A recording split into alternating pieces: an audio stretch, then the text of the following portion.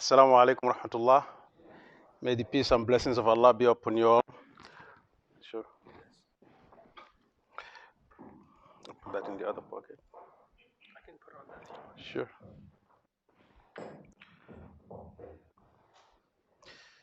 Yeah.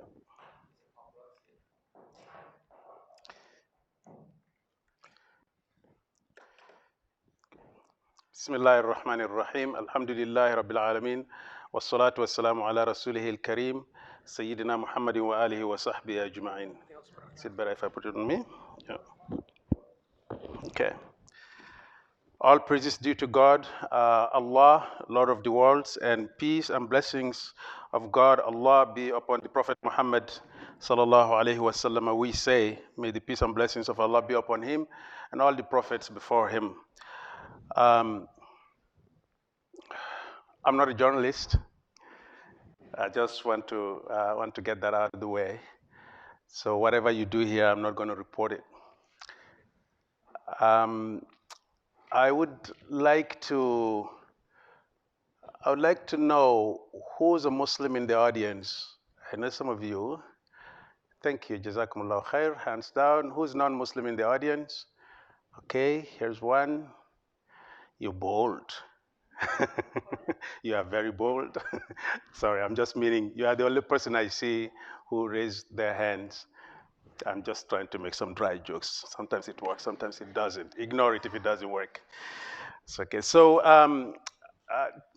my sincere gratitude to brothers and sisters who organize these lectures and these events to dispel some of the misconceptions about a viable segment of Canadian society, but also to put Islam out there for people who don't know it and raise their awareness, but also people who have been having one foot in, one foot out, want to see what Islam is, for them to have the opportunity, and those who are very close to just jump over and become Muslims. All of that is possible with your effort. Allah subhanahu wa ta'ala said, وَقُلْ عَمَلُوا فَسَيَرَى اللَّهُ عَمَلَكُمْ وَرَسُولُهُ وَالْمُؤْمِنُونَ. He said to the believers, all you need to do is work. The result is on Allah subhanahu wa ta'ala. So thank you for your work, and I feel honored here, very, very highly respected. I'm getting things that I don't think I deserve, so I thank you all for your efforts. My topic today is about being Muslim, being black, being an immigrant in Canada, and I'm going to treat it a little bit from an historic perspective, focusing on West Africa, where you see the red dot there.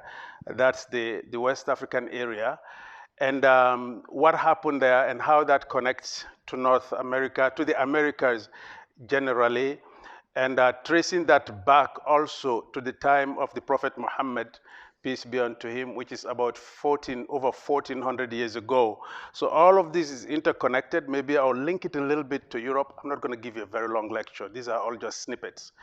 And then tell you what Islam is, which you all may know already, but just a reminder. There are many ways of defining Islam. It all boils down to one single thing, that is the worshiping of one God, but you can define it from one angle or from another angle.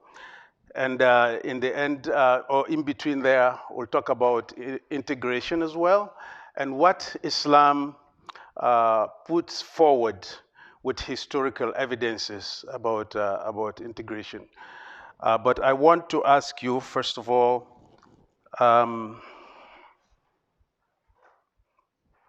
so I need the mouse.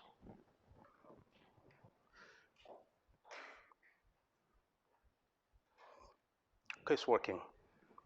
Okay, so I want to ask you, coming here, did you have any particular expectations? I'm not trying to rate my talk very high that people were, really studying, but I'm just saying, you heard the topic, something came to mind that you thought, oh, this is what I expect will be covered in the session. Anybody? Yes. I thought you were going to talk about the legacy of Islam in African immigrant communities, but maybe not. Oh yeah, you are covered. Anybody else was thinking of something else? Yes. Learning together. Learning together. Okay, very good. So I'm going to be a little bit more interactive than I intended to so that we can learn together. Thank you very much. Yes? Of. Yes, yes. Okay, I think you are covered as well. Anybody else? So, okay, Jazakumullah khairan. I think the brothers who set the topic and myself, probably we did a good job of doing proper assessment. We will see how it all goes down. So I'm going to ask you to be patient with me. It's a broad topic. I'm trying to squeeze it into a short time. And also, I would like to open the floor for question and answers if you have any. I'm not promising you answers, but I definitely will appreciate your question. Maybe they will help me to grow my own knowledge.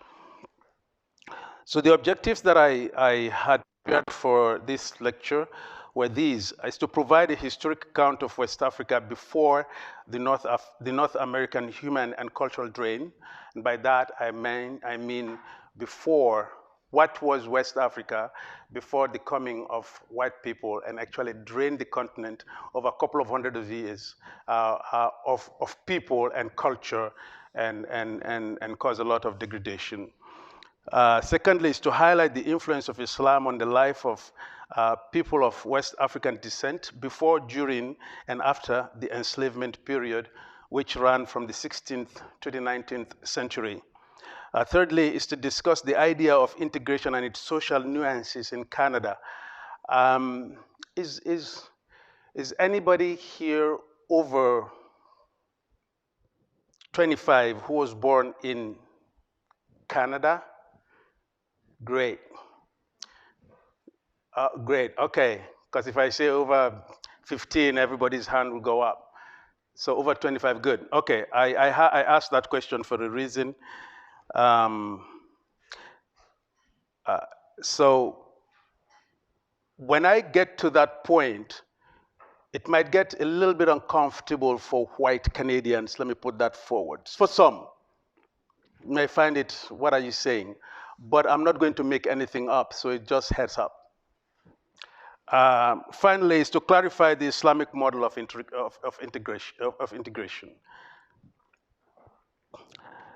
So, Africa, it is the area that is covered now by 16 countries, from Mauritania to Mali to Senegal to Gambia to Guinea to Sierra Leone to Liberia to Burkina Faso to Ghana, Benin, Togo, Niger, Liberia, 16 countries, West Africa today. And they became 16 when they were only 2 or 3. And that was by design. So the French and the English and the Portuguese and the German were all, so it looked like a piece of pizza. Everybody wanted a piece. So they divided it into pieces. And they made it very, very difficult for the people to come together again when they were one people. Like all over the world where there has been colonialism, West Africa also suffers from, here is a border. The people who are at this border share culture, language, heritage, last names with the people who are on the other side of the border. But so in the beginning it was, oh, these lines mean nothing. But eventually, because the different governments, everybody started not relating based on our heritage, is relating based on this is my country, this is my side of the country. So the tension made it difficult to unite again, right? And this is happening in Egypt and Sudan, it's happening in India and Pakistan, it's happening in Palestine and Israel, it's happening all over the world.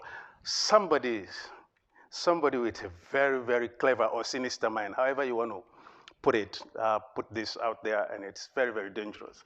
So this used to be one big area with people that lived in peace and harmony for hundreds and hundreds of years, as you will see. So few kingdoms existed in that area. One was this is the Ghana kingdom, the Ghana Empire. The Ghana Empire, they trace it to the earliest time, and it could be even before, was 300 years after Christ, after Isa, Jesus, peace be unto him, according to the Christian era. This Ghana has nothing to do with current-day Ghana. Okay, current-day Ghana is named after this kingdom that used to exist. Current-day Ghana actually is down. If you look at that little circle and then that small place and then this one and that little big one, that's current-day Ghana. So it has nothing to do with former Ghana Empire geographically. And then there was after the Ghana Empire fell in the year 1000, and there was rulers from the north. They were called Al-Murabitun. They were Muslims. They called them in English the Almoravids. It has no meaning in English. It's just a bastardized version of the word Almorabitun. So they came and took over. And then the people rose again, and they took over, and they created the Mali Empire. That Mali Empire has been reduced to current-day Mali, but it is the original Mali. Some of the original Mali still stays, okay? So this is the Mali Empire. This is the area it occupied, or bigger. Now, it went south. It went south.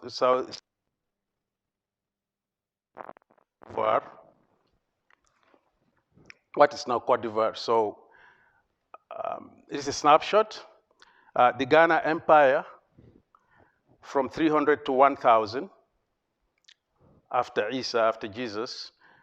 And in between the Ghana Empire and the Mali Empire was the Almoravids. I've left it out. I wanted to talk about the Mali Empire from 1235 to 670. And I wanted to talk about somebody who came as a ruler in the Mali Empire later on. It's called Mansa Musa. Mansa in my language means king, King Musa. So that is a depiction of who he was. Mansa Musa, he ruled from 1307 to 1332.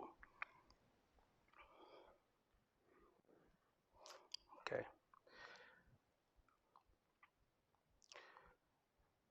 Now, some of the things that Mansa Musa's reign was very significant because he came and found an empire, a kingdom, and changed it completely. He did great job for humanity as a whole. So let me go back a little bit. The Ghana Empire was the first empire that accepted Islam in West Africa. So when the Arabs came as traders, they interacted with the people, and when they had issues, they would go to the court. So there was a court system. It was a whole developed, civilized empire. They had their court system, and they found out that the Arabs had a system of writing which came from Islam and the Quran, right? Because Islam is the religion also that gave the Arabs better ability to write, because they had to keep the Quran, they had to write it, and then pass it on to others. So the Quran primarily is something that is memorized. It's called Quran, min qara'a yaqra'u Qur'anan. It's a reader, something that is to be read. So it's something that is read by people who speak Arabic and people who don't speak Arabic. You really don't, it's a miracle. You really don't have to be an Arab to memorize the Quran. And that in itself is a miracle about it. It shows you it's not a creation of a human being. Because if I give you German and I teach you how to read German, but I don't teach you the German language, and I give a 500-page book and say, memorize it in 2 years at age 13, I'll have to shoot you. It's impossible. It's only with the Quran. Is there anybody here who memorizes the whole Quran from cover to cover? Raise your hand. 1, 2. Were you going to raise your hand, sir? No? Okay. Okay. 1, 2, 3. Who amongst you is an Arab, among all three of you? Who can speak Arabic fluently? Because I will test you. Or you are a memorizer of the Quran? Yes.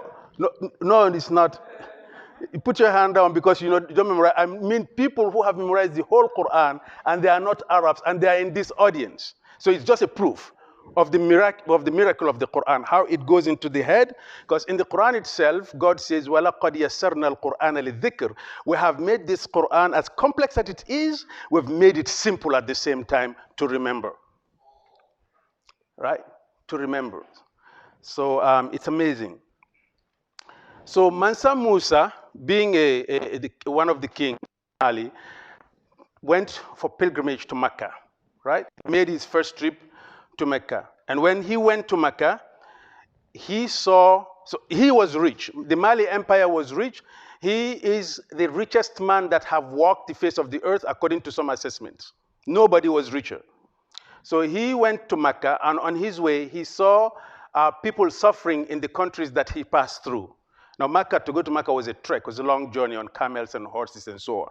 So you take more supplies than you would need today. So when it finishes, you supply yourself. But he was a king, so he took a whole lot of interest. And he arrived, and he saw poverty going. Compared to his country, the living standard was very low. Right? So he came back. The next year, he loaded, there is 10 I'm not sure about, 100 camels or 1,000 camels with gold, and went distributing it all the way to do his second pilgrimage, right? He gave so much gold in Egypt, Egypt became, the inflation took place. Gold. So nobody wanted gold any longer. So what am I going to do with it? Right? So when he went, at that time, there was a mosque that was already existent, which was built by one lady since the 10th century, a Muslim lady. I'm going back. So when he came back, he brought scholars with him, and he employed the scholars for any amount that they needed. So he honored them. He created a higher institution. That became the second university that was built on the face of this earth with the modern understanding of what university is. The first one was built in Morocco, Carouane University. You can Google that. Even Google will tell you that. That's the first university that was built, right? And then this was the second one. And from there, from Morocco, Muslims went north across the Atlantic, the Red Sea, and settled in Spain. And that model of education spread. That is what the word college is. What language? It's Arabic. College. It's just Arabic. So degree, DGR or DRG, daraja, degree, it's the same thing. When you graduate, they give you a gown like the Muslims, and they give you the hat. It's complete Muslim tradition, right? So the university concept is a Muslim concept. So when he came, he opened this institute, and it became a higher learning institute in the mosque. And he created this University of Sankore. It became the intellectual institution of Mali, Ghana, and the Songhai. It evolved out of the Sankore Masjid, founded in 988, and was financed by a wealthy Mandinga lady. That's my sister. We are from the same tribe. Timbuktu, founded in the 12th century, became a great seat of Islamic learning in West Africa and other learnings as well, including science. Some of the resources were discovered very recently. Now, literature was produced in many fields by the 14th century. So this is the institution. This is the mosque that the woman built, and this is why Mansa Musa opened the higher learning, and it's still there. It's been designated as a UNESCO World Heritage Site. Many governments, including the Saudi Arabia government, had offered to rebuild it and modernize it, and the Malians said, we like it the way it is, don't touch it. And it has existed from that time until today. It's still there. So if you are somebody who wants to travel the world, want to see heritage, this is one place you should visit and go see it yourself. So it became the intellectual institution of Mali, Ghana, and all of those places. So you're literally looking at the second university that was built on this earth that you're walking on. So few things we want to note. Number one, this development happened 6 decades before Ibn Battuta, who was born in 1304, and he was a navigator, a Muslim navigator, right? Nearly a century before Ibn Khaldun, who was born in 1332. Ibn Khaldun is known as the father of sociology. A couple of centuries before Christopher Columbus was born in 1451, right? And about 700 years before the coming of white people to West Africa by I said again by several hundred years, by about 700 years. So Islam was in West Africa almost 700 years before the coming of Christianity. And this is what I want you to note. And many Africans don't know that.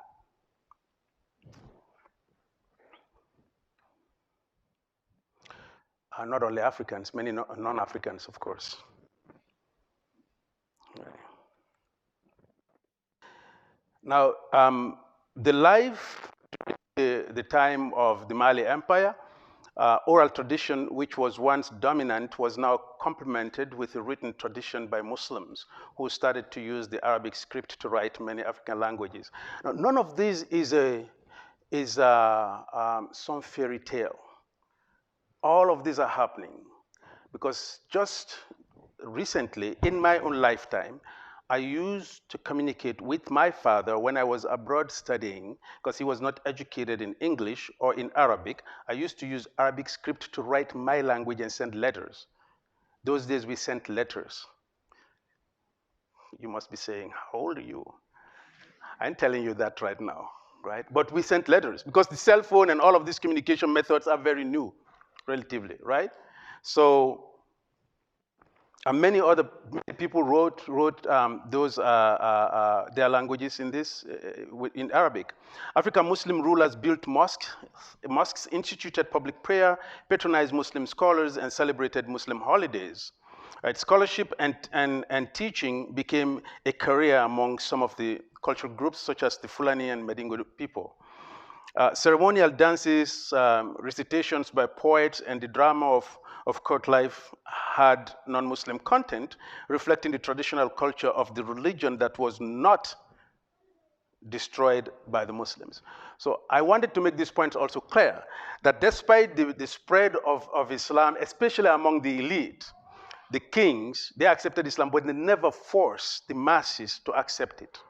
So people who decided to stay with their religion, they stayed with that. So they lived like that. There was no war for Islam in West Africa to force people to become Muslim under the kings, right? So we have to make that clear. That is why when they enslaved people and brought them here, the enslavers forced the Muslims out of their religion, but they left the others. So if you go to the West Indies and the Caribbean, you see more voodoo and Christianity, but you don't see Islam. Then you wonder, if Islam was there 700 years, what happened to it? 700 years before they came here, and a lot of them were Muslims, because many of them were kidnapped while traveling for learning and brought here. And I'll show you a real story of that very soon.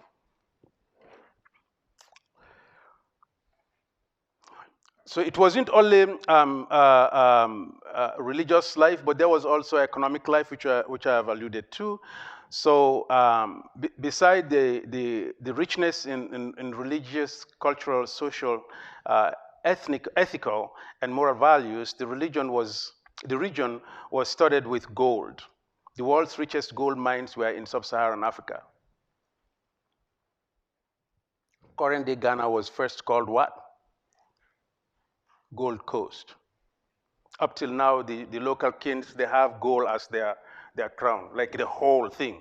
So Mansa Musa, you just saw a little piece of something here. They have the whole thing as gold right now as we speak, the local chiefs in Ghana. The area, together with the gold-bearing regions in Southern Africa, Southeastern Africa, was supplying as much as 2/3 of the world's gold by the 14th century. Kingdoms engaged in trade, people moved freely, Muslims were not. Grew their crops in peace, and families thrived. Now, beside gold, livestock, salt, and fabric dyeing were major articles of trade as well. So all of this was happening. This is a picture of what West Africa used to be like, and then came enslavement, right? So it was a social disruption of what life was. It was a human degradation. If you see some of those stories, or you travel to the South, like Louisiana and other places, and you see things that will blow your mind. And it was a cultural genocide. So not only that it was the worst crime that was committed against humanity, evidence shows deliberate destruction of the Islamic manifestation by the ecclesiastical and plantation owners. It's the adoption, sorry, they adopted a policy of forced baptism of enslaved Africans since a large population of them were Muslims. And because many of the enslaved were from the intellectual elite, the prime objective of the Europeans in the New World was to introduce Christianity as swift as possible. Right? Not that they thought they wanted the people that they had enslaved to share heaven with them. That was not what they were looking for, to become Christians so we can all be in heaven together. What they were trying is actually to subjugate them further and show them a white God whose image they represent. So if your God is white, I am semi-God, pretty much, because they would not even allow them to worship with them in the same church. Right? It's like, brother, you become Muslim, but build your own mosque. See how ridiculous that is? But that's exactly what happened. They would not allow them to worship with them because the aim was not to convert them to a Christianity that will bring them in heaven with the white man. The aim was to subjugate them further. So we find lots of evidence of the languages that the majority Muslims speak. It's still present in the dialects, the English language dialect of people in the Caribbean and the West Indies still today. For example, you find the word nyam. I found this in the Jamaican dictionary. Where is it? Oh, I took. Oh, here it is. Here it is. In this slide here, fuller word in Jamaican dictionary, it said nyam. You nyam too much, meaning you eat too much. In fuller language, the nyam would just mean eat, right? And oh, I didn't show you that slide. That's the slide. Yes.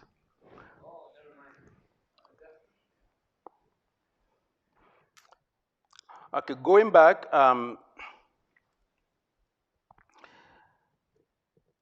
so in Guyana, you know where Guyana is, not Ghana this time, we're talking about South America. In Guyana, you have Indians and people of Indian origin and people of African origin. Now, the people of Indian origin, when they came to Guyana as indentured servants, they were Muslims and Hindus. When they came around, they found the black people practicing the same religion as the Muslims, right? The black people who were practicing this religion were Fulani people, Fula. So the Hindu started calling the Indian Muslims Fulaman. So if they say Fulaman, they mean the Indian who is a Muslim. And Fula is a tribe in West Africa. Right. The last thing I will show you in this, which I believe you will, may be something you haven't seen before. Can we play this? Yeah. Yes, please. Yeah.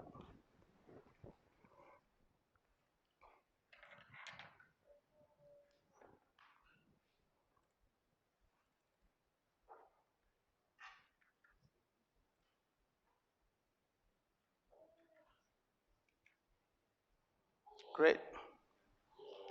And it's,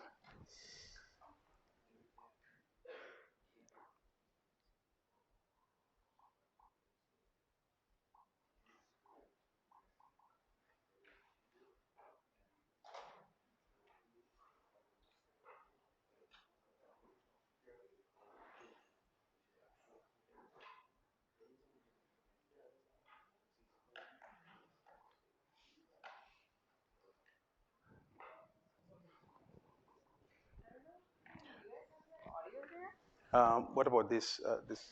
There's a button when you press. The last button underneath, all the way down. It's not showing. Library of Congress.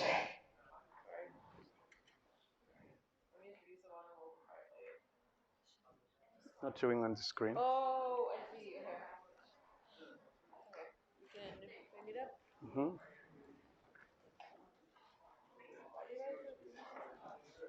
We're not done. Okay.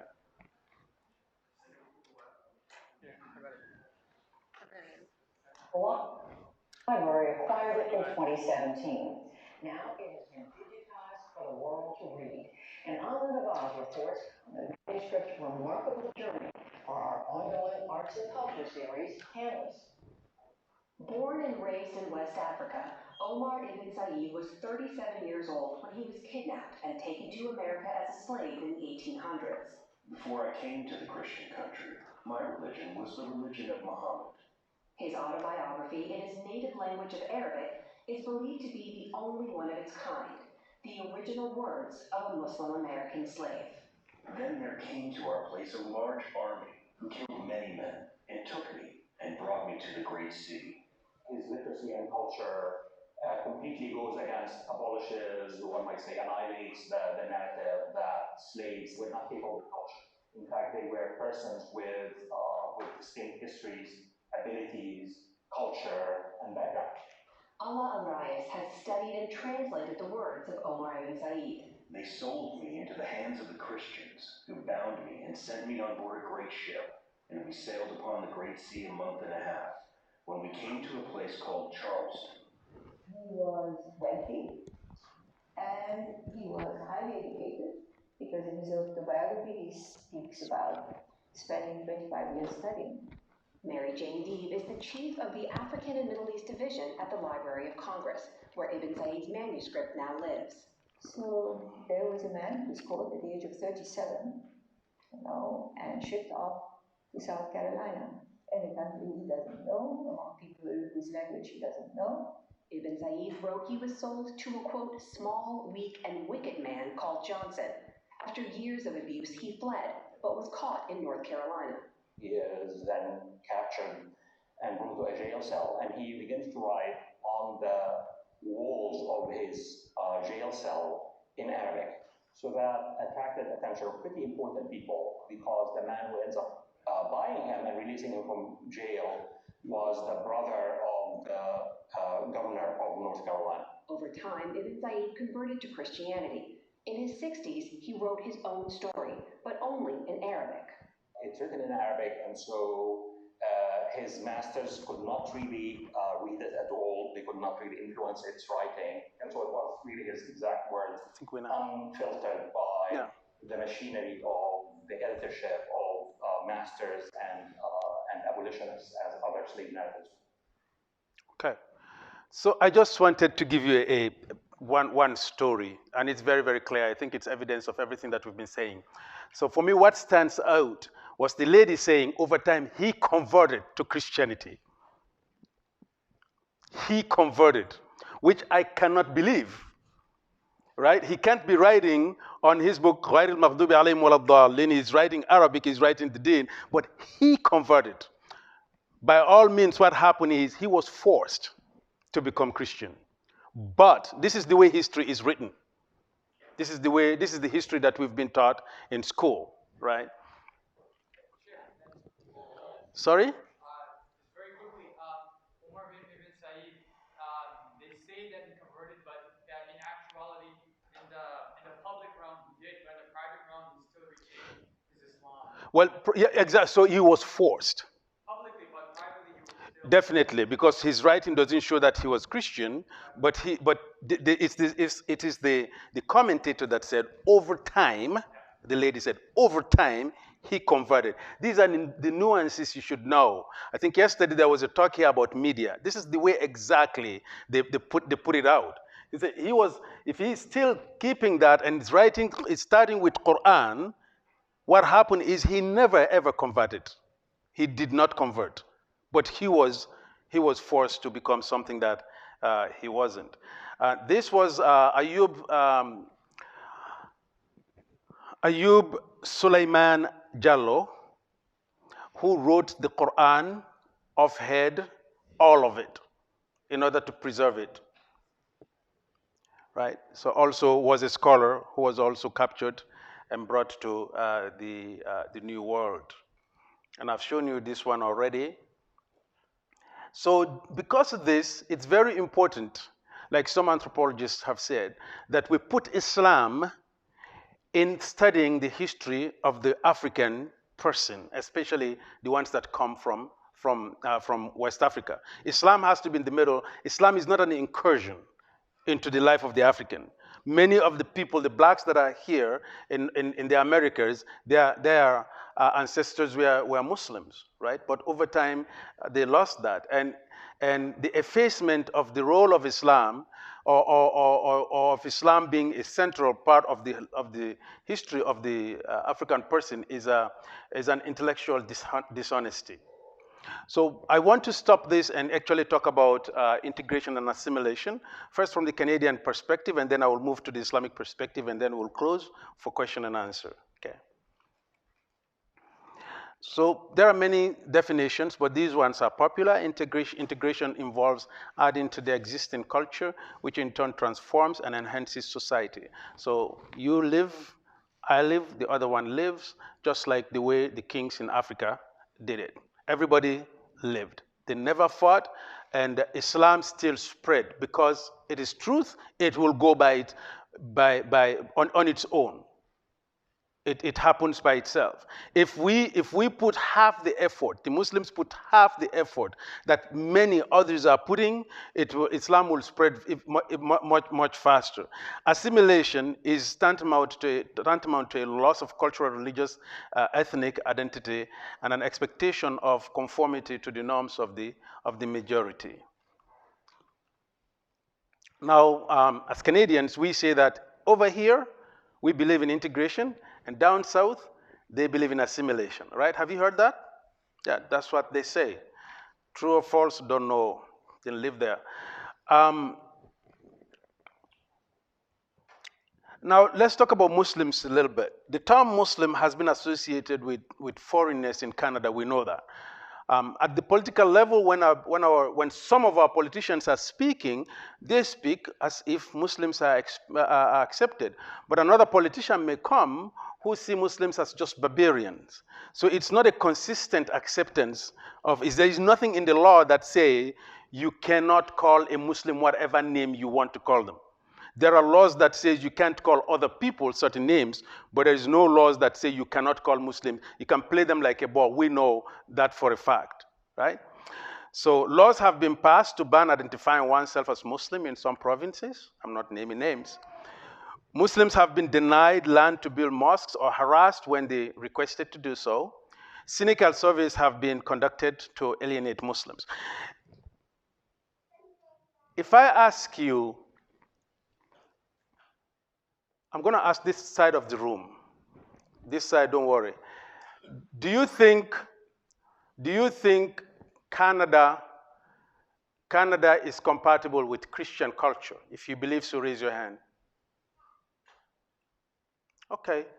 Not everybody believes so. Most people, okay. I'm going to ask you, do you think Canada is compatible with pure Christian culture? What's pure, right? So you can do a survey like this and get the result you want. You get more people when you say that. You get less people when you say pure. Is there two Christianities? The same. Pure, no pure. The word pure means nothing, really.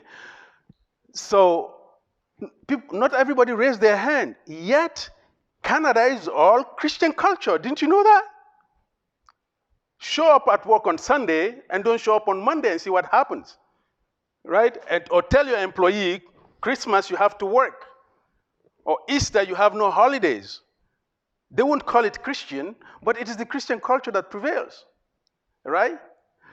A survey was done by the CBC going around and asking people if they thought Canada is compatible with Muslim culture. So they got 70% of people saying no. Over here with Christian, I got a big population saying no. Why would you do that with Muslims? So these are cynical surveys being done because they want to prove that Muslims don't belong here. And this is the radio station that we all contribute to keep alive. right? So these things, so you are university scholars and so on, just pay attention when these things happen, because that result, the result of that survey is not proper, right? So research can be also manipulated. Insults have been rendered from the highest state authorities against Muslims. To be black in Canada is not easy either, and to be black and Muslim is even harder. I don't need to lament on that. The black people here can tell you that. It's a long story. But let's talk about some underlying nuances of regarding integration in Canada. I'm going to these are some points that are based on people I've worked with. I'm a member of the Association of Black Social Workers in Nova Scotia, and I do a lot of workshops, and I also have kids, and I've experienced many things, so some of these come from that. If you are non-white, your voice is not expected outside the ballot box, only your obedience is. And many of us have experience around this. When marijuana was first discussed in the Canadian public to talk about it, whether it should be legalized or not, there was a radio program in Halifax, where I come from, and they were asking people to send in their opinion, and everybody was speaking. And of course, I called in, and I gave all my reasons why I think it should not be legalized. I say it's a drug. Whether it's less addictive than cigarette doesn't matter. It's another thing that our kids will take, and so on and so forth. I gave my reasons. So when I finished, the next caller, first he said, "Oh, that guy Muhammad," and he doesn't know me, right? He's bringing his religious views, and I didn't mention Islam. All right? So pretty much what he was saying, these people are only good for voting. When it comes to this discourse, they shouldn't be speaking. So he, instead of giving his opinion, he was worried about my religion. Yet his religion, the radio program host did not ask, and neither did anybody else's religion was discussed. So and this is public radio. So our voices is only go to vote. But to have an opinion is not as widely accepted, right? To be considered a true Canadian, some expect you to leave behind any belonging other than what is being prescribed for you. Otherwise, you are the them. So you need to be policed and stay in your rightful place, or go back to where you come from. And one example of this was my daughter faced some hard situation in volunteering in the hospital. And some things happened, I'm not going into that, and she wanted to go into medicine, and she just felt like, I don't think this is for me. And as a family, that was concerning. So I took a day off work on a Monday. I took my family, we went fishing, and we went to Tim Hortons, the Canadian brand, and we sat there and having breakfast. Spent a lot of money that morning in Tim Hortons, over $30. I say that because the manager reminded me, but I'll tell you how we got there.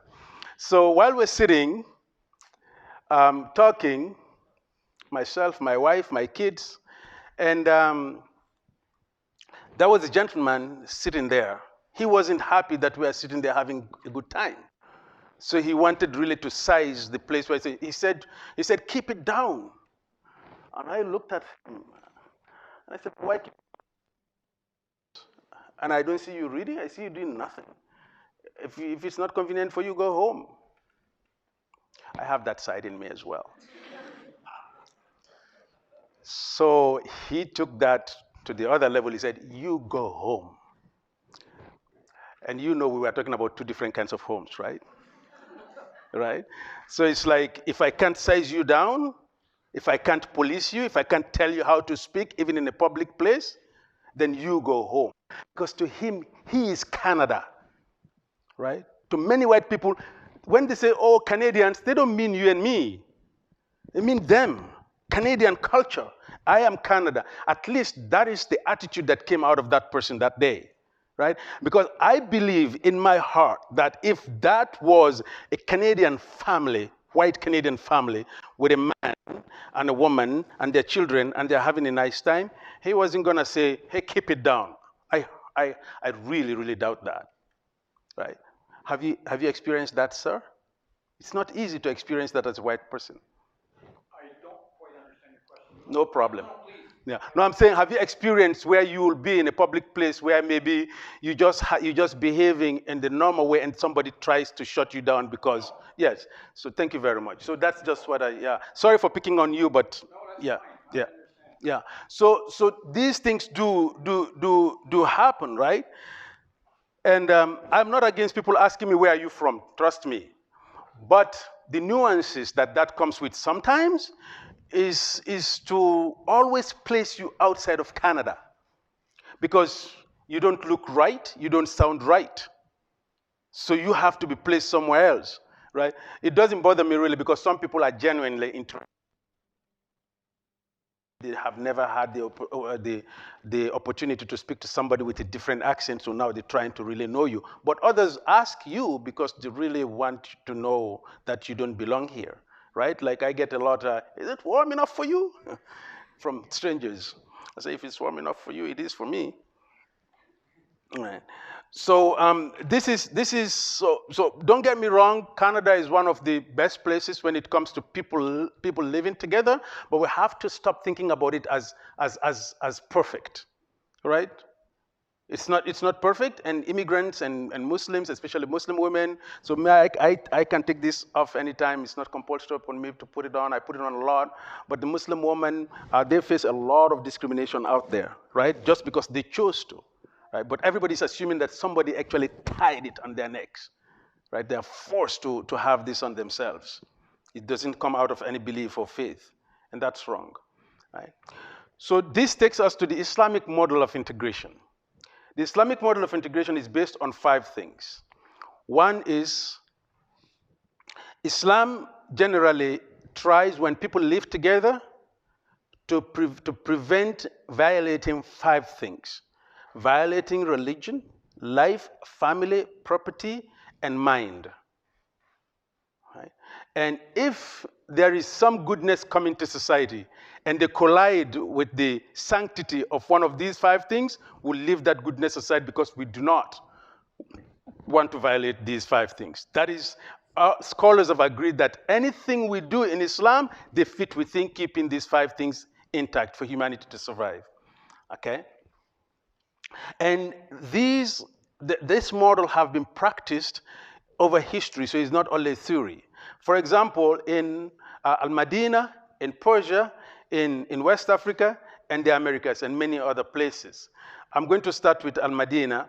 The Prophet Muhammad, Al-Madinah is the place where the Prophet Muhammad migrated from Mecca when he was persecuted. He was born in Mecca, he grew up there, he called people, they didn't like it, they kicked him out, so he migrated to Medina. When he moved there, there were Jews and pagans. And when they got together, he said, I'm here as your guest, as somebody who has come here because of your invitation. I'm going to live here. I have my followers. I want us to agree on how to live together. And they wrote the first constitution in human history, where everybody's right was known. So it was based on unity, independence, diversity, moral conduct, fighting injustice, fighting corruption and bondage, and the supremacy of the Sharia. Right? It is considered the first human rights document of its kind. And they lived by it for a very long time until it was violated by the other people. The Prophet Muhammad never, ever violated it. In West Africa, the example I've shown you, the kings had power. They were Muslims. They could really, literally have forced anybody to become Muslim. And if you didn't, they could kill you. That's not recorded in their history. They lived together until today. Until today, that's happening. In Andalusia, which was Spain, 700 years of Muslim rule. It was a golden period of Muslim, Jews, and Christians living together under one umbrella, under Muslim rule. Even Orientalists will tell you that. The Persian example, the example I choose for Persia, which is now some parts of Iran, Afghanistan, Uzbekistan, when the Muslims got Persia under their control, the agreement was the people who didn't become Muslim to practice their religion. But the Persians, especially the elite, they will marry their nieces. In Islam, Christianity, and Judaism, this is incest. That's not allowed. So the scholars were debating what to do. This is bad from our perspective, but we've agreed that they can live their life. So if it were not because they wanted to live in harmony, they could just say, you marry your niece. Nobody is going to sign that document, just like here. You can't marry your sister here. There is no justice of the peace that's going to even listen to that, or your niece, right? There are boundaries, whom you can marry, whom you cannot marry in every society. And the Muslim society, although it says you can't marry your niece, the Muslims, the scholars were still debating not whether it is right or not, but what they're going to do with the people they have signed a pact with to protect, right? So it shows you how they live together in peace, right? The American example is also the Muslims, the people that have accepted Islam and how they have integrated into the Muslim society without necessarily imposing themselves. Although many of them have been here longer than many of us who have come here of late. In the United States, a survey was done. So you cannot take people's religions when you're doing something official. So what they did, in order to know how many Muslims are there, they went to the mosque and see who are people who attend the mosques. So they found that the Indo-Pakistani and Bangladeshi group made 30% of mosque attendees, and the other 30% was made of black people, right? And the rest of it was divided among other people, right? And they participated as well in all the struggle for justice alongside the non-Muslim black people in the West Indies and also in North America over history. So these are a few examples of how Islam as a religion and a way of life, how it protects everybody's right. And it's based on certain ground rules. So it doesn't come from the leader's benevolence. Islam actually grounds it in something. I'm going to give you a few verses.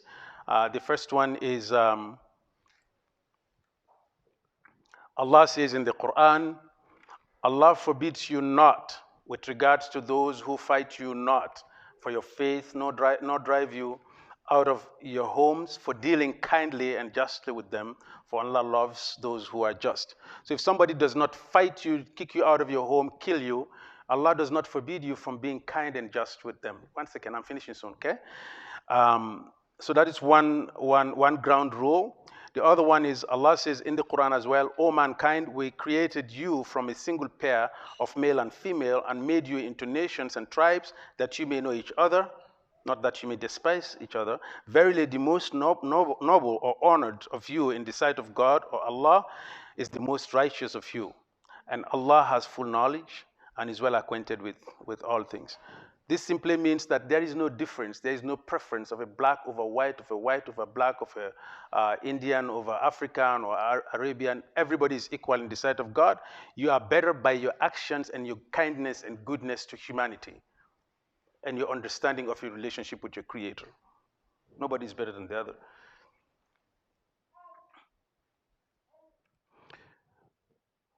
The Prophet Muhammad said, he is not one of us, the one who sleeps fed while his neighbor is hungry.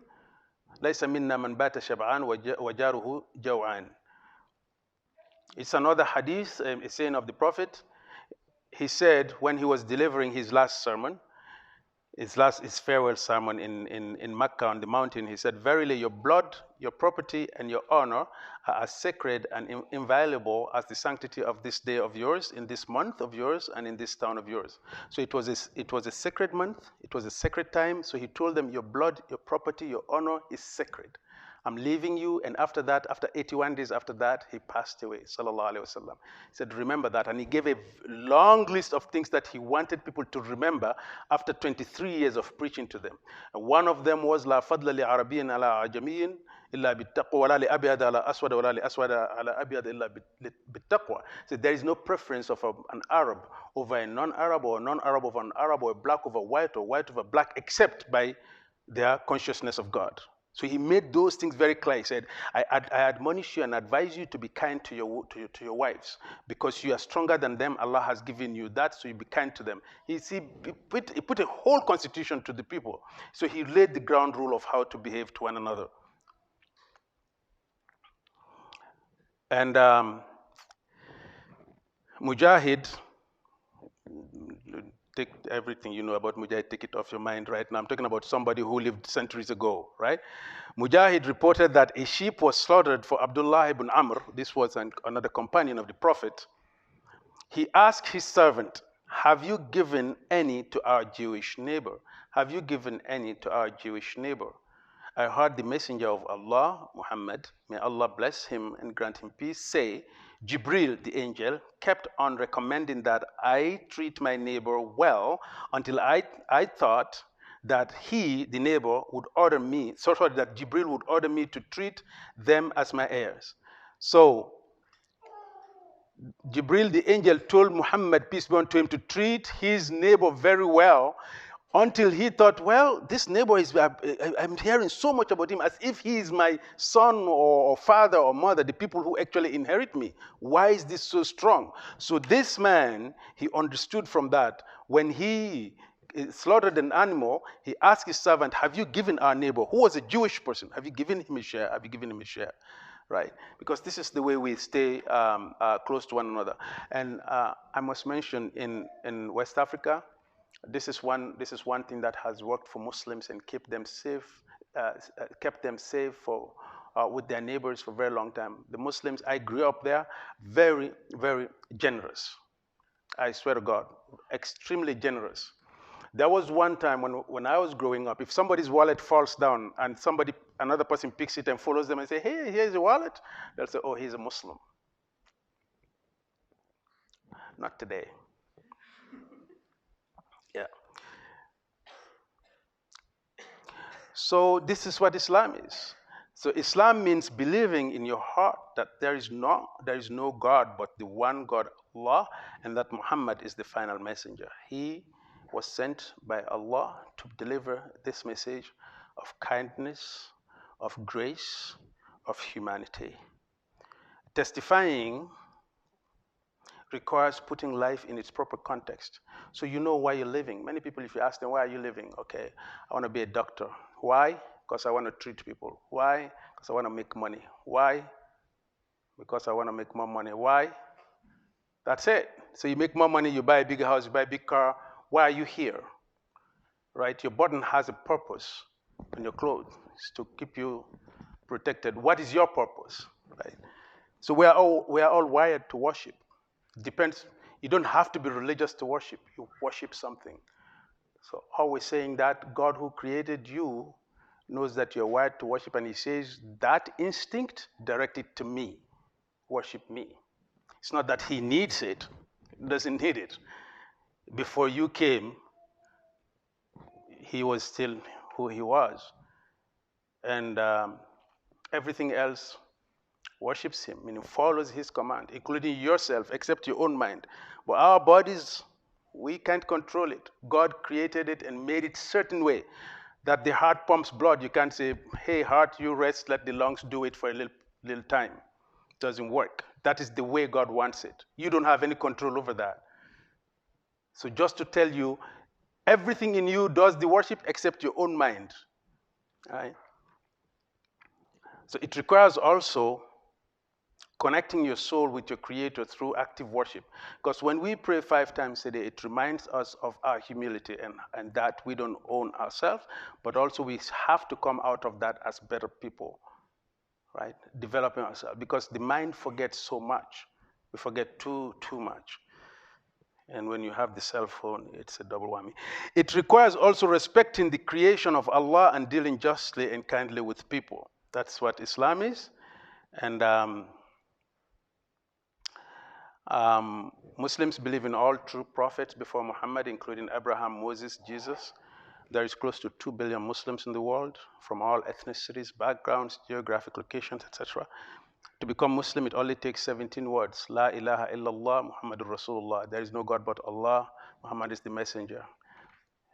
You think I want people who are not Muslims to be Muslims, and that's what you're thinking. You're right. So you can become Muslim right now if you are not already. If you choose, like all the kings, there is no compulsion in religion. Actually, that's my presentation. So thank you. Yeah. Oh, wait. Yeah. Wassalam.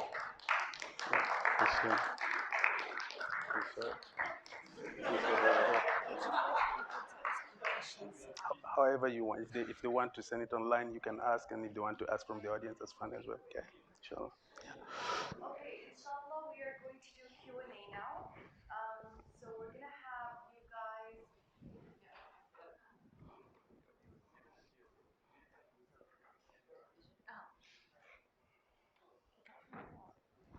Okay, so we're going to put up a website. You just put in Yes. the code and you can send your questions in anonymously. And you can also ask Sheikh Yaffa directly, inshallah. So we'll just put it up in a second. Okay, so you go. So just go to bridge.com and put in the number. This is for questions which are anonymous. But if you do have questions that you want to ask straight up, that's okay too. Yeah. Sure. I think one of the crises that Muslims are going through today is lost Islamic history, specifically the history of Africa and the history of Islam in America. So I like the fact that you touched upon Umar ibn Sa'id, Suleiman ibn Dayola, and there's like a whole history on Muslims when they came to America. And there's actually a growing amount of data that Muslims came to the Americas before Christopher Columbus. And there are many people writing books on this as well. But if anybody is interested, there's a good book called Servants of Allah, which documents the slaves that were inside of the Americas while the transatlantic slavery was happening. But I have an interesting story because I was taking a transatlantic history class here at SFU, and the professor never touched upon the fact that 30% of the slaves were Muslim. Or more. Or more. Yes, Yeah. yes, I agree with you. And I began to discuss with her, and I went to her office hours. And alhamdulillah, when she teaches a course in fall, she's going to have a whole section on the Islamic history of the Muslims in the transatlantic slave trade. So I think this is something that most Muslims are not aware of. And when it's being taught at your own university and they teach you kind of the Eurocentric perspective of it, it's time for Muslims to study these things and inform the professors because they're more than willing to change their curriculum. They just need to be aware of it. Yeah, thank you very much. Yeah. So thank you, Jazakallah khair. So I feel very hurt when I see these rotten pictures of slavery, right? What's the benefit of that, right? Because it's saying these are savages that are brought here, and this is what we did to them, and you can't do anything about it. Pretty much that's how I feel when I see those pictures. So these great people that we showed you with pictures and their heritage and what they've left, these are the things that we should be showing, right? It makes even the Africans wonder, this is me, right? And all these rotten pictures that we see are pictures from the Biafra War in the 60s when kids were so hungry, flies are sitting on them. We're still seeing those, and they're still using them to collect money, right? So some of you also take your husbands, your friends, your wives, and so travel to West Africa. Go see for yourself. Go see for. Don't go for with a prophecy that you want to fulfill. Where are the poor people? Because if you go to New York, you'll find that too, right? Just go open-minded and see beauty. I really want to have a presentation where all I will show you is the beauty in nature, the beauty in development, the beauty of the place. I'm not saying it's beautiful than anything you've seen, but definitely not the pictures that have been shown to you through the media, right? Because they have subjugated one population. They think they are finished. They have to keep it there. Now it's the Middle East. Once they finish that with all the pictures that we're seeing, they keep that there. Hey, the Dajjal is here. Everything is complete. Jazakallah khair for that comment. Yes?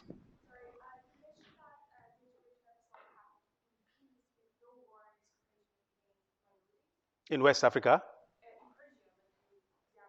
No, I said when the Muslims were there, at the end they agreed. They agreed because, in Persia, the Prophet Muhammad, no, I didn't say that. I didn't say that there was no war. The Prophet Muhammad wrote to the king of Persia.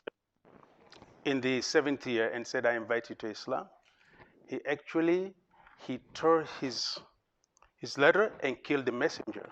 And that, from time immemorial, you don't do that. So it did not happen in peace. But once the Muslims were over there, they had the agreement that this is the way we deal with each other. So once they come, they didn't say, now, Muslim, no. It didn't happen. That's the point I was making. They killed the messenger, yes, Kisra. So the Prophet ﷺ said, Mazaka Kisra mulka. He said, Kisra just tore apart his own kingdom. Because he already predicted, under the extreme pressure that he was on during the 3rd year of the calling during Khandaq, that Persia is going to be part of the Muslim world. Somebody over there? Yes, sure. So my question is, as people who are trying to learn more about Islam or as Muslims, how are we to protect ourselves from the way that information is conveyed out there, not only in modern times, but even historical information? Because, for example, learning about Mansa Musa from a different perspective, from a historical perspective, shows that despite all of the good things he did for his empire and for Islam, by spreading it across West Africa and increasing the economy, we also learned that Mansa Musa was actually, some of the wealth in his empire was actually built from slavery, from selling slaves from his empire to West African countries. And despite all of the good things that he did and the fact that he was a good Muslim king, there were also some parts of his society that were not so Islamic. And this misinformation is also because, for example, another viewing lens that I'm looking at this is, for example, in East Africa, Islam was brought by Arabs who traveled through the Indian Ocean into the coast of East Africa. And they put up plantations for clothes and they took in slaves, but they also put up mosques and madrasas and schools and all of these things that really helped into the spread of Islam in East Africa. But they also came with slave trade as well. So looking at it from an Islamic perspective, we can see all the good and all the benefits that it had to the East African community in terms of bringing Allah and Islam and the Quran into East African communities. But we're looking at it from the slave system. It wasn't colonial times, it was the late 1650s, but also it was a form of enslavement. So how will we, again, reconcile that? History is written by winners, right? Yeah. So like from an Arab perspective, it's probably that, oh, we took Islam to East Africa and the word Yeah. of the messenger Yeah. and Allah has been spread, and this is good. However, from an East African perspective, for example, we see the good, but we also see so much damage and so much bad. So how are we to protect ourselves from all the good information that comes from looking at it from a Muslim perspective? How are we to How do we reconcile these two sides of the story? Yes. Okay, so few things. Okay, there is no evidence that Mansa Musa owned slaves. He owned a lot of, as a king, the kings, even today, they have a lot of entourage that work around them, right? But that there were people that he subjugated, that's the Western narrative of his story. In fact, Mansa Musa's orientation was to lift people out of whatever they were in. As for Mansa Musa, okay, that is one. East Africa, the first coming of Islam into East Africa was to Ethiopia. While the Prophet ﷺ was still under pressure in Mecca, he sent two caravan of his people to go to Ethiopia. He said there is a king in whose land nobody will be persecuted. So the people moved. Some of them came back and they did a second migration to East Africa. After the Prophet, definitely, after the Prophet ﷺ, people took Islam for their own interest. Where they could not trade, they went and waged war. But because Islam to them was not a religion of teaching, it was part of their culture. So they brought it and they built the masajid. That's a definitely wrong thing because the Prophet ﷺ, in his time, and as we saw in his last sermon, that is not the advice he left for people. So that is wrong, especially what happened in East Africa.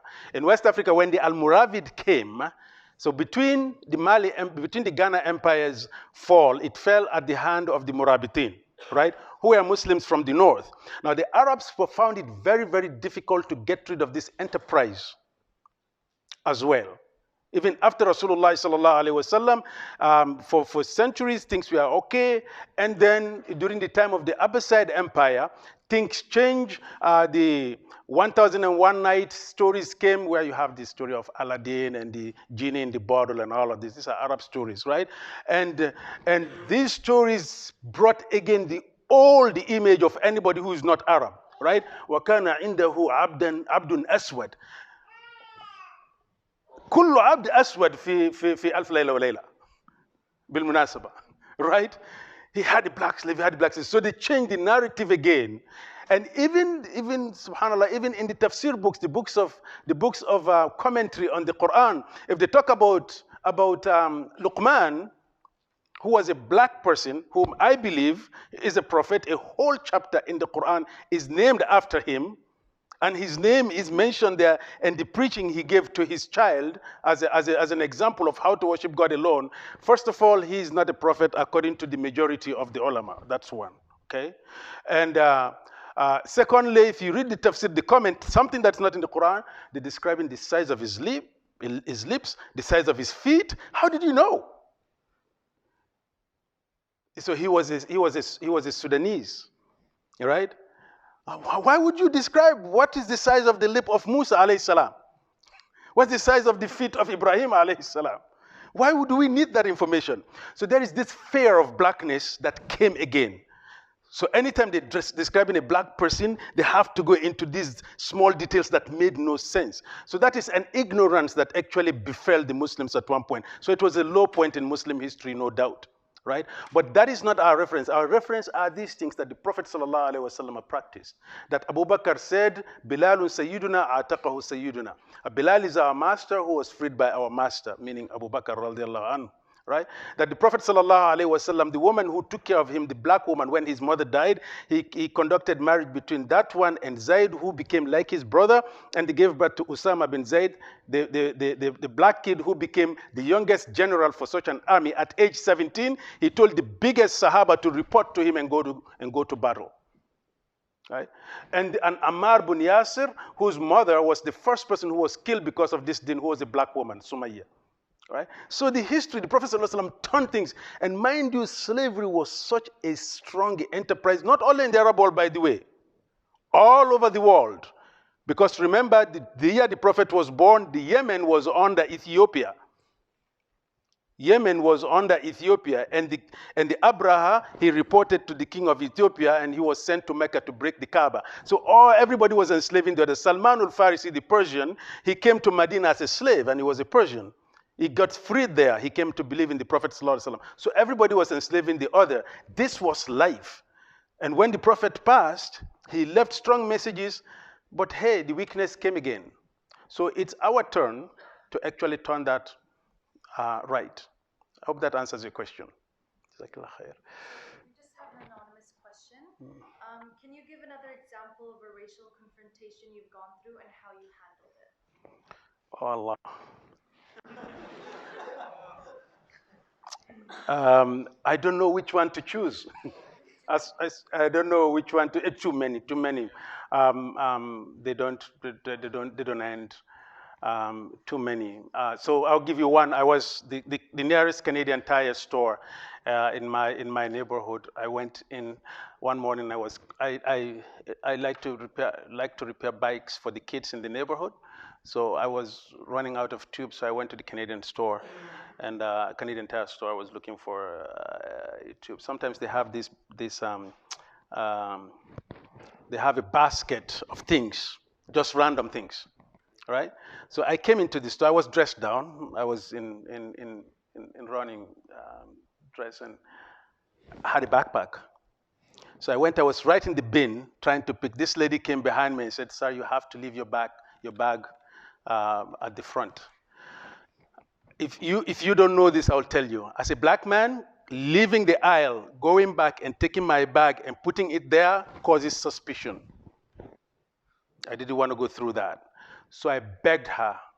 I pleaded with her. I said, "Just allow me to take what I'm taking, then I will come and pay." I can give you my bag to check in, but please don't let me go out of the aisle and go drop my bag. She said, no, sir. And I know the law that even if you take things and put it in your pocket or under in your pants or whatever, it's not theft until you have walked out of the store and not paid for it. It's not theft yet. So nobody has the right to actually check your pocket while you are within the confines of the store. You have not gone through the tellers. So I said, no, I can't do that. He said, oh, we have it as a policy. I said, where is it? So it's written on the door. I said, who comes and reads the door? Right? Who does that? Right? So I have the tube now. I'm ready to go. She grabbed it. And my blood pressure came here. And she tried to take it, and the blood pressure came here. So I'm sitting there. I have some profile in my community. So I just held on. And she went like this, and couldn't take it. She left it, went to the phone to call the police. She said, I'm calling the police. In Halifax, I don't know here, black man, police in a store, not good combination. So I left it, calmed myself down, and walked out. And I called the store owner, and I talked to him, and he told me, oh, you know, this lady is a good lady. She's from Newfoundland, and gave me a whole biography of the lady. Because in Nova Scotia, we believe that Newfoundlanders are good people. And, you know, the people come in here and so on, and they do havoc. I said, so I fit that profile. Right? How do I fit that profile? I told her, I will give you my bag. You can check me, and you have cameras all over the place. Really, there was no need to harass me. So, story. And it's painful. So another question is, many non-Muslims in the Americas take interest in Nation of Islam due to their critical role in the civil rights movement. What resources do you recommend to engage with their interest and connect it to the Sunnah Islam? Well, I think this is just my point of view. If somebody tells you about the Nation of Islam, you have to commend them for what they did, because they tried to bring justice to a group that was put down completely. All right? And somebody was there who wanted to portray himself as a god, Elijah Muhammad, thinking he was a prophet or his god, whatever.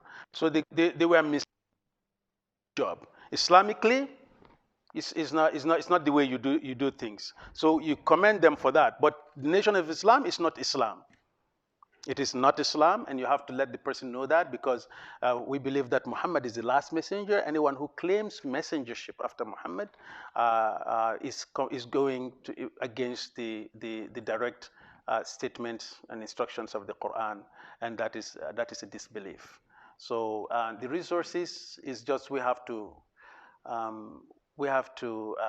get the word out there. They are not that strong any longer. As a nation, maybe they have strength in certain places in pockets, but the civil rights movement is behind us. It's a new civil rights movement that needs to come again. The old one is gone now, and Martin Luther King up because he did a great job. He was no better than Muhammad Ali and Malcolm X, but hey, he's the Christian, the others are Muslims, so we have to have a day for Martin Luther King. He deserves it, but the others do as well. So yeah, so I don't know what other resources than we put the word out there, because I think Muslims writers have found that it's not very necessary to specifically write about the Nation of Islam and spread it out, right? So that's just my take. Allah knows best. Any questions from the audience? I think this was a resource. Yeah. I think the best resource on that is the autobiography of Malcolm X. Mm-hmm. Definitely, yeah. That's a good one. Yeah. I think everybody should read that. The autobiography of Malcolm X. Yes, Akhi. No, you. Yeah.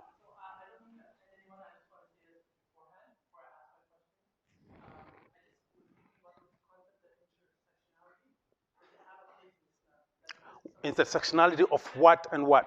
Like, for instance, we say that I'm a black Muslim, like, you know, in the kind of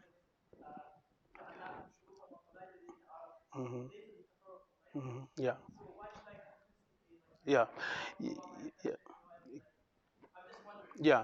Thank you very much. I think it's important to highlight it. that I'm black and Muslim, because in this context, if you're black, you're Christian. That's what people think. So when I tell people I'm Muslim, when I say my name is Muhammad, so I do a lot of presentations to organizations, right? Muhamed Yaffa, they're expecting some Lebanese Palestinians showing up. I'm serious. And some people have voiced this to me. They said, we thought, because every black person were, and people ask me, oh, there are Muslims in Sierra Leone? It's 80 to 85% are Muslim. But because I'm black, they expected me to be Christian. So I'm black and Muslim. I don't think there's anything wrong with that. When I use that to say I have to be different from other Muslims because I'm black, that's a problem.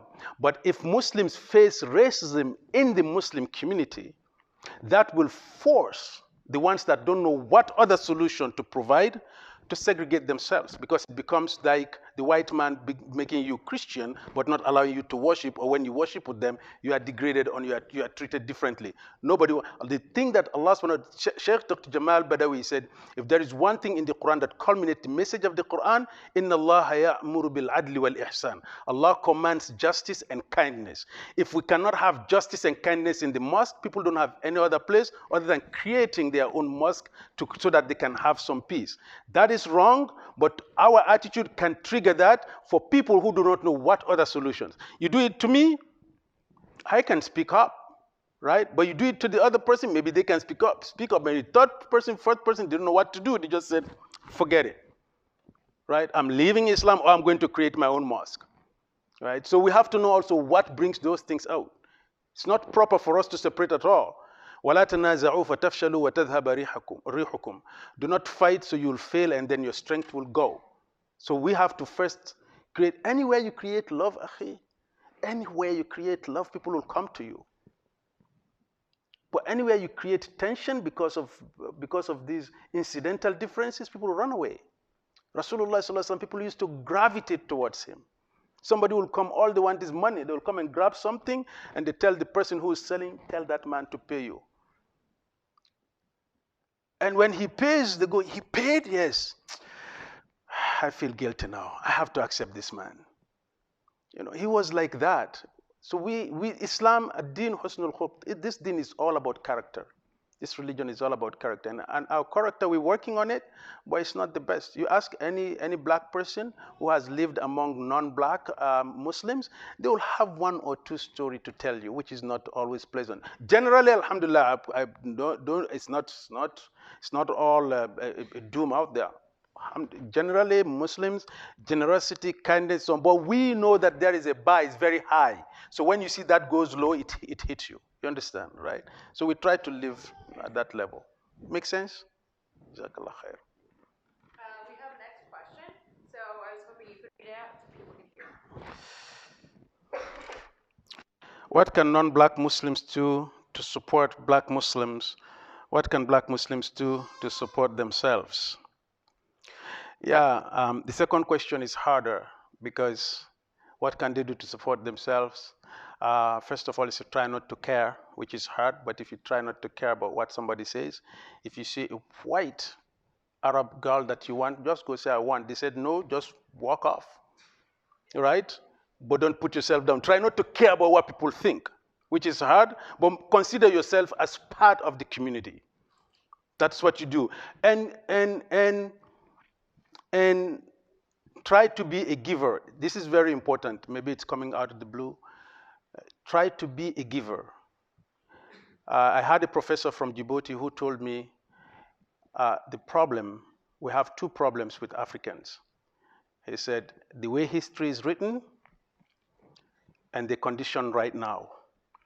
He said, if you work and develop yourself, if we did, people will paint themselves to look black so that they will be accepted by us. Right? So if you lift yourself, nobody can put you down.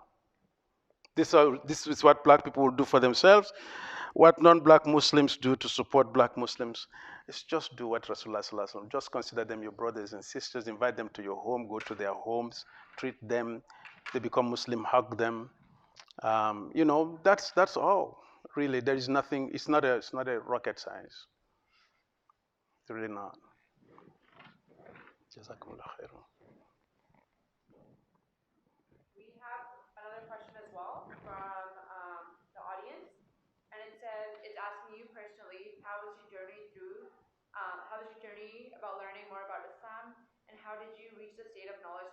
now? So I was born to Muslim parents who were born to Muslim parents and who were born to Muslim parents. So, and my father's generation, I think they were the last generation that would, when they were growing, they will be taught the Maliki fiqh, and they will be taught how to handle yourself and read the books of jurisprudence, and that's it. You know how to live your life. And the generation after them and our generation, because they were scared of going to school where you sit on these chairs and the professor stands in front of you instead of sitting on the ground, because that school Christianized a lot of Muslims, so they didn't want to go to that school. So when we started, our generation was a test case. So my father was really watchful over me, put me in a Muslim secular